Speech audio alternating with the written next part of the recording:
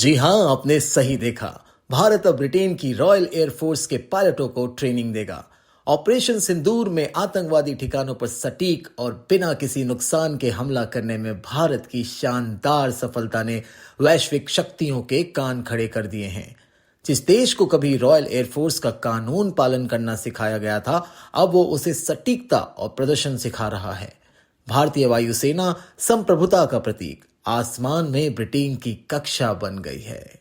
इतिहास कभी नहीं भूलेगा कि ईस्ट इंडिया कंपनी भारतीय तटों के लिए रवाना हुई व्यापार लेकर और जल्द ही भारतवासी को गुलामी की बंधन में जकड़ दिया।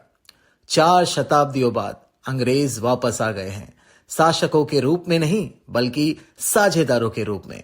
और इस बार वो सीखने आ रहे हैं। इतिहास ने अपने स्क्रिप्ट को पलट दी है। The Prime Minister, I'm in the cockpit and a very warm welcome to BA Flight 9100 to Mumbai.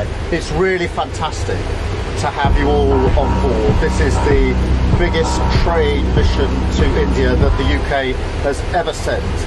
So I'm much looking forward to working with you as we explore all of the opportunities and take full advantage of the opportunities in our new free trade agreement. So safe flight everybody, enjoy the flight. और British प्रतिनिधिमंडल के सदस्य का उत्साह देखिए। एक सदस्य ने कहा कि प्रतिनिधिमंडल उत्साह और फिल्मी सितारों जैसे स्वागत के कारण मुश्किल से सो पाया। मोदी जी का ट्वीट। भारत की उनकी पहली यात्रा की मेजबानी करना खुशी की बात है। इस बैठक में भारत आए सबसे बड़े ब्रिटिश व्यापारिक प्रतिनिधिमंडल ने भारत ब्रिटेन संबंधों की प्रबल संभावनाओं पर प्रकाश डाला। नेताओं ने व्यापार, प्रौद्योगिकी, कृत्रिम बुद्धिमत्ता, रक्षा, नवीकरणीय ऊर्जा और शिक्षा पर चर्चा की, जिसमें भारत में खुलने वाले 9 ब्रिटिश विश्वविद्यालय परिसर भी शामिल थे।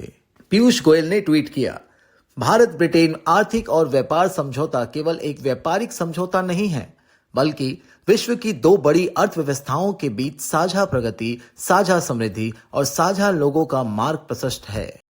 ब्रिटेन भारत की ताकत और उसके कौशल को जानता है और आने वाले दिनों में भारत इंग्लैंड का सबसे अच्छा साझेदार बनने जा रहा है। इतिहास खुद को नहीं दोहराता, ये सम्मान के साथ उलट जाता है। अंग्रेज कभी शासन करने आए थे, आज वे सीखने आए हैं।